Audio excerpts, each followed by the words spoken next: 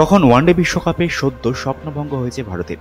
আহমেদাবাদের নরেন্দ্র মোদী স্টেডিয়ামে সেই 19 নভেম্বরের রাত এখনো যন্ত্রণার মতো বিধে দেশবাসীর হৃদয়। অস্ট্রেলিয়ার মিচেল স্টার্ক ও প্যাট কামিন্সের সামনে ভেঙে পড়ে ভারতের ব্যাটিং লাইন আপ। আর তার ঠিক পরেই ডিসেম্বরে দুবাইয়ে বসেছিল আইপিএলের মিনি নিলাম। নিলামে কলকাতা কাদের কিনবে তা নিয়ে কম জল্পনা হয়নি। মনে করা হয়েছিল কোনো ভারতীয় তারকা ক্রিকেটারকেই কিনে নেবে কলকাতা। কিন্তু সবাইকে অবাক করে অজি পেসার মিচেল স্টার্ককে প্রায় 25 কোটি টাকা দিয়ে কিনে নেয় কলকাতা, যা আইপিএল নিলামে সর্বকালীন রেকর্ড। মঙ্গলবার সেই আহমেদাবাদের নরেন্দ্র মোদী স্টেডিয়ামেই আইপিএল ফাইনালে জায়গা করে নিল কলকাতা নাইট রাইডার্স। 4 ওভারে 34 রান দিয়ে 3 উইকেট তুলে নিলেন মিচেল স্টার্ক। আর তাতেই কেঁপে গেল সানরাইজার্স হায়দ্রাবাদের ব্যাটিং লাইন আপ। এই মাঠেই যেন এক বৃত্ত সম্পূর্ণ হলো। আইপিএল নিলামের পর থেকেই সোশ্যাল মিডিয়ায় হাজার হাজার মিম। এত কোটি টাকা খরচ করে কেন তাকে কেনা হয়েছে? কলকাতার টিম ম্যানেজমেন্ট কি চাইছে? অনেক প্রশ্ন তুলেছিলেন সমর্থক ও সমালোচকরা। এমনকি বলা হয় এবার নিলামে প্রত্যেক টিমের জন্য নির্দিষ্ট অঙ্ক নির্ধারিত করা হবে। তবে আসল সমালোচনা শুরু হয় আইপিএল শুরু হওয়ার পর।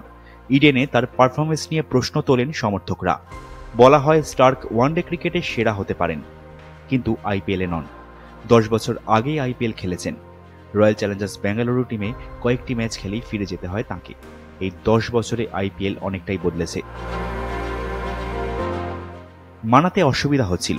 খারাপ পারফরমেন্সের পর মেনে নিয়েছিলেন স্টার্ক নিজেও, কিন্তু কেকেআর স্টার্ককে নিয়ে প্রত্যয় ছিল। গৌতম গম্ভীর সাব জানিয়ে দেন স্টার্ক একদিন ফর্মে ফিরবেন। মরশুমে ফর্মে ফিরলেন ঘরের মাঠ ইডেনে মুম্বাই ইন্ডিয়ান্স ম্যাচে। ওয়াংখেড়েতে জয়ের পর আরও একবার মুম্বাইকে হারানোর চ্যালেঞ্জ ছিল কলকাতার। প্রথমে ব্যাট করে 169 রান তোলে কলকাতা। 3 ওভার 5 বলে 4 উইকেট নিলেন মিচেল স্টার্ক। ওই কামব্যাকই বলে দিয়েছিল এবার তিনি ফিরলেন। আর মঙ্গলে প্লে অফের মতো বড় ম্যাচে সানরাইজার্স হায়দ্রাবাদের বিরুদ্ধে পারফরমেন্স করলেন আর আপামর সমর্থকদের মন জিতে নিলেন অজি পেসার। এবার দলের নতুন মেন্টর হিসাবে দায়িত্ব নিয়েই গৌতম গম্ভীর সাব জানিয়ে দেন কেকেআর এমন এক ফ্র্যাঞ্চাইজি যাদের ধারাবাহিকতা দারুণ।